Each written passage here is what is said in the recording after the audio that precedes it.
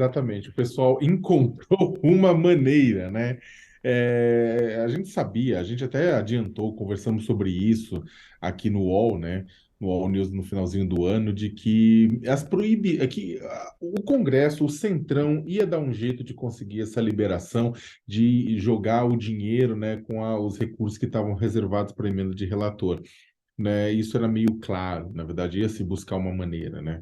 A questão, na verdade, é como é que vai ficar daqui para frente, né? Como é que essa estrutura vai se manter daqui para frente, se o Supremo Tribunal Federal vai ver isso como uma provocação ou não, né? Agora, de uma maneira geral, né, mesmo assim, houve mudanças na forma como esses recursos são distribuídos, né, principalmente pela questão de transparência. A questão da transparência, que era a maior preocupação do Supremo Tribunal Federal, houve as mudanças aplicadas, inclusive nas novas regras que foram decididas no Congresso Nacional. Essa parte está resolvida, mas é claro que o dinheiro ia para as bases, que é o que acabou acontecendo, né? O governo Lula não vai, a base do governo Lula não deve se manifestar contra isso, porque, inclusive, o apoio para que isso acontecesse foi uma das coisas negociadas para garantir, inclusive, suporte para aprovação da PEC da transição. Pois é um tema delicado, né? Ainda mais no começo de mandato, Sakamoto. Só que a gente tem visto um poder enorme nas mãos do Congresso, né? Acaba ficando meio limitado o poder de ação, até para pensar políticas públicas do Executivo, né? As pastas ali que têm essa missão, teoricamente, de pensar as políticas públicas, ficam com um orçamento meio limitado, né?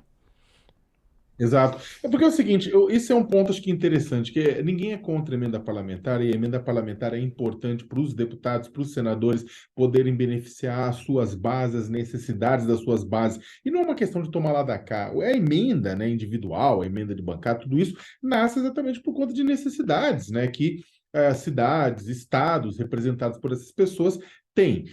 O grande problema, na verdade, é que do jeito que tinha sido colocado via emendas de relator, uma parte significativa dos recursos que a União, ou seja, que o governo federal teria para investimentos nacionais, acabavam prejudicados. Esse é um dos piores problemas.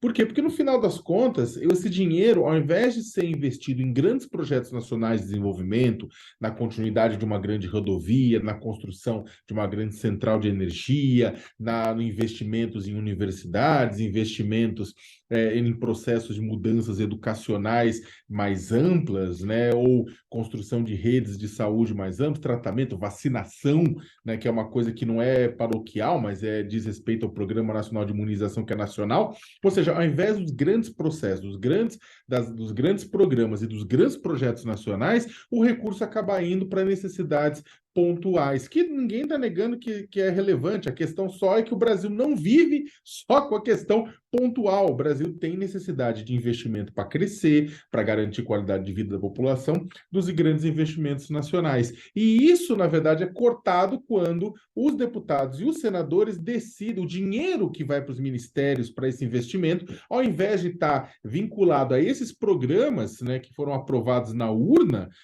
por parte dos eleitores, vão e acabam beneficiando as necessidades dos parlamentares que vinculam o gasto desse recurso às suas necessidades. Aí é complicado, porque aí você não tem um país, você tem um coletivo de municípios, mas não um país. O próprio presidente Arthur Lira tinha falado, não, esse orçamento é um orçamento municipalista, né? É uma forma educada de dizer que é um orçamento paroquial que atende às necessidades políticas locais, mas não a construção do futuro.